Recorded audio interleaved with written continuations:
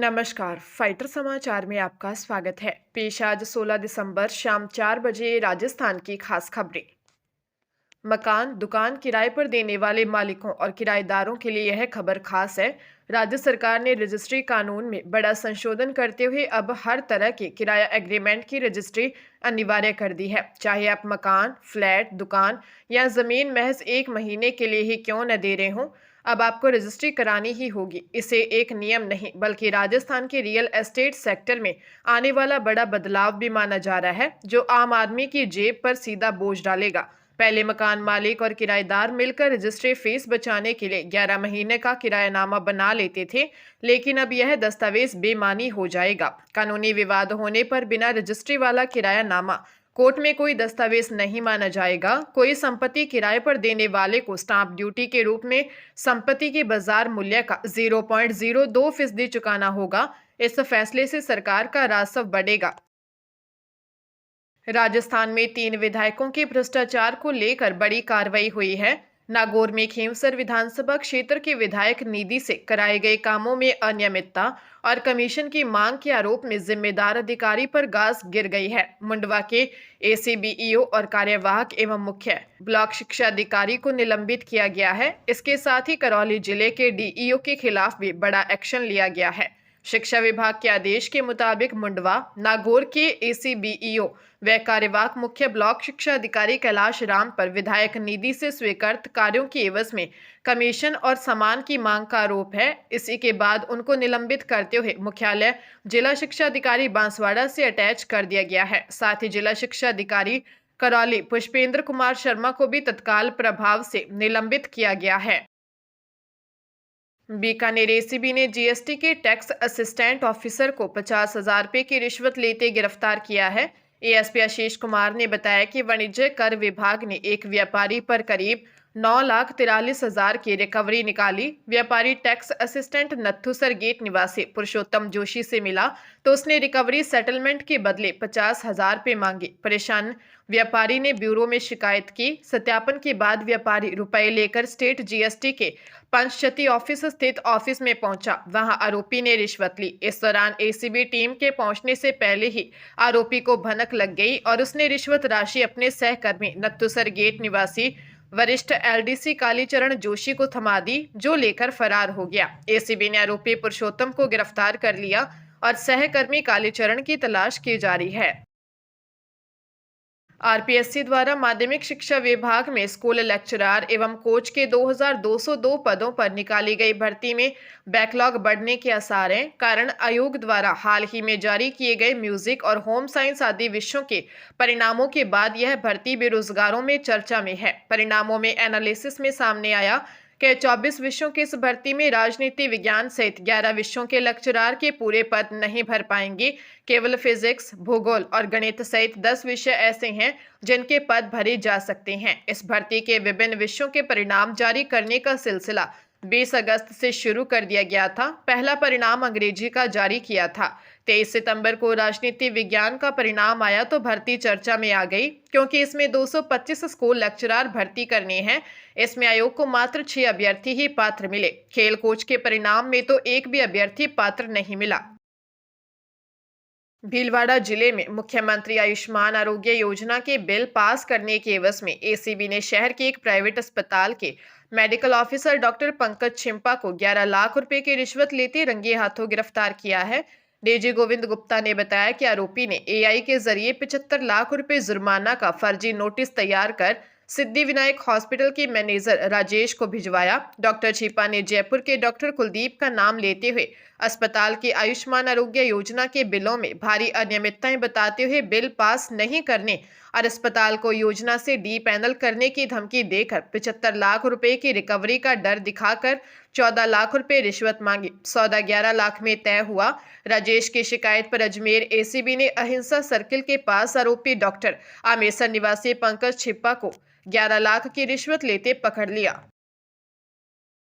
चंडीगढ़ जिला कोर्ट ने 8 साल की बच्ची से रेप के मामले में 2 साल बाद फैसला सुनाते हुए दोषी मुकेश उर्फ डाडी को 30 साल की सजा सुनाते हुए डिस्ट्रिक्ट लीगल सर्विस अथॉरिटी को पीड़ित बच्ची को 4 लाख रुपए का मुआवजा राशि दिलाने के भी आदेश दिए हैं। मामले में पुलिस ने विमेन एंड चाइल्ड हेल्पलाइन की काउंसलर की रिपोर्ट पर केस दर्ज किया था। जांच के दौरान दोषी मुकेश बार बार झूठ बोलकर खुद को निर्दोष बताने की कोशिश करता रहा, लेकिन डीएनए रिपोर्ट में उसका जुर्म साबित हो गया। रिपोर्ट के आधार पर 11 जनवरी 2023 को केस दर्ज किया था। घटना वाले दिन बच्ची अपने घर के पास खेल रही थी। पड़ोसी मुकेश ने दुकान से कुछ सामान लाने के लिए पैसे दिए, फिर बहाने से उसे अपने घर के अंदर बुलाकर थप्पड़ मारे और फिर रेप किया था।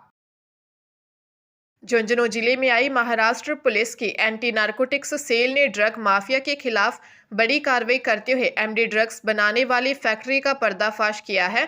फैक्ट्री से एक आरोपी को गिरफ्तार किया गया है। यह कार्रवाई मीरा भयंदर वसई विरार पुलिस की एंटी नारकोटिक्स सेल द्वारा की गई। यह पूरा ऑपरेशन 4 अक्टूबर को मिली खुफिया जानकारी के बाद शुरू हुआ था। उस दिन ठाणे जिले में की गई शुरुआती तलाशी में 501.6 ग्राम एमडी ड्रग्स बरामद हुई थी। पूछताछ में मिले अहम सुरागों के आधार पर पुलिस की एक टीम ने झुंझुनू में एक फैक्ट्री पर छापा मारा। वहां अनिल विजयपाल सेहाग नामक व्यक्ति ड्रग बना रहा था। छापेमारी के दौरान फैक्ट्री से करीब 10 किलोग्राम प्रतिबंधित पदार्थ, बड़ी मात्रा में केमिकल और ड्रग्स बनाने का पूरा सेटअप बरामद किया। सामान की कुल कीमत करीब 100 करोड़ रुपए है। पुलिस इस बात की जांच कर रही है कि इस ड्रग फैक्ट्री का नेटवर्क किन किन राज्यों तक फैला था।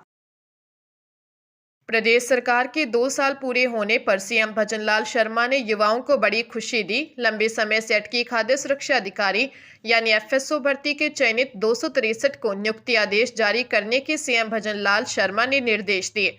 आजादी के बाद पहली बार प्रदेश को स्थायी फूड सिक्योरिटी अफसर मिलेंगे और मिलावटखोरी पर लगाम लगेगी। राजस्थान लोक सेवा आयोग आरपीएससी अजमेर की ओर से चयनित सूची उपलब्ध करवाने के बाद आयुक्त खाद्य सुरक्षा एवं औषधि नियंत्रण को सीएम ने नियुक्ति के आदेश दिए।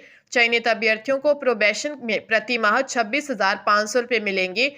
मालूम हो कि 5 अगस्त 2011 को फूड सेफ्टी एक्ट लागू होने के बाद 2019 एवं 2022 में भर्ती निकाली थी, लेकिन मामला कोर्ट में अटका था।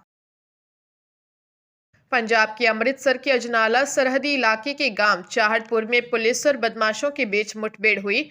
इस दौरान क्रॉस फायरिंग में 2 बदमाशों के पैर में गोली लगी है, जो कारोबारियों और आम लोगों से फिरौती मांगने की घटनाओं में शामिल हैं और किसी जगह फायरिंग करने जा रहे थे। DIG border range Sandeep Goyal ने बताया कि यह कार्रवाई दिलराज सिंह नामक गिरफ्तार आरोपी से मिली सूचना के आधार पर की गई। सूचना पर पुलिस ने इलाके में जाल बिछाया। जब एक कार में सवार 2 संदिग्ध युवकों को रोकने की कोशिश की तो उन्होंने पुलिस पर फायरिंग शुरू कर दी। जवाबी कार्रवाई में दोनों भूपिंदर और वंशप्रीत घायल हो गए, जो उस समय किसी फायरिंग की वारदात को अंजाम देने जा रहे थे।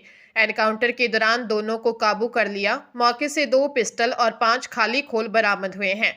पुलिस मामले की गहन जांच कर रही है और विदेश में बैठे आरोपियों के नेटवर्क को भी खंगाला जा रहा है। जेईई 2026 जनवरी सेशन की सीबीटी मोड में 21 से 30 जनवरी के बीच होने वाली परीक्षा के लिए एनटीए ने सख्त निर्देश जारी किए हैं। यदि किसी भी स्तर पर यह पाया जाता है कि किसी विद्यार्थी ने आरक्षण का लाभ उठाने के लिए झूठे, नकली या गलत दस्तावेज का प्रयोग किया है या गलत और अधूरी जानकारी दी है, तो विद्यार्थियों को सभी प्रवेश प्रक्रियाओं से बाहर कर दिया जाएगा। यदि ऐसे विद्यार्थी को पहले ही प्रवेश दे दिया है तो उसका प्रवेश रद्द माना जाएगा। साथ ही जेईई मेन पात्रता की शर्तों और निर्धारित आवेदन शुल्क प्राप्ति के अधीन ई एडमिट कार्ड अस्थायी रूप से एनटीए की अधिकृत वेबसाइट jeiimain.nta.nic.in के माध्यम से जारी किए जाएंगे। जेईई मेन 2026 जनवरी सेशन के लिए इस बार 14 लाख से अधिक आवेदन जमा हुए हैं, जो पिछले सालों से अधिक हैं। अलवर में चिकानी रोड पर राधा स्वामी सत्संग भजन से भजन सुनकर लौट रही 65 साल की महिला को अज्ञात वाहन ने टक्कर मार दी, जिससे उसकी मौत हो गई। महिला का इकलौता बेटा जेल में होने के कारण बेटी को शव सुपुर्द किया गया है। सदर थाने के एएसआई रूपचंद ने बताया कि मखतूर पत्नी रतनलाल चिकानी रोड पर बीडीआई के फ्लैट में रहती थी, जो राधा सत्संग भवन में भजन सुनकर लौट रही थी। रोड पार करते समय महिला को अज्ञात वाहन ने टक्कर मार दी, जिससे उसकी मौत हो गई। महिला का शव जिला अस्पताल में रखवाया गया था। अब सोमवार को महिला की बेटी के आने पर उसे शव सुपुर्द कर दिया। वहीं टक्कर देने वाले वाहन की तलाश जारी है। पुलिस मामले की जांच कर रही है।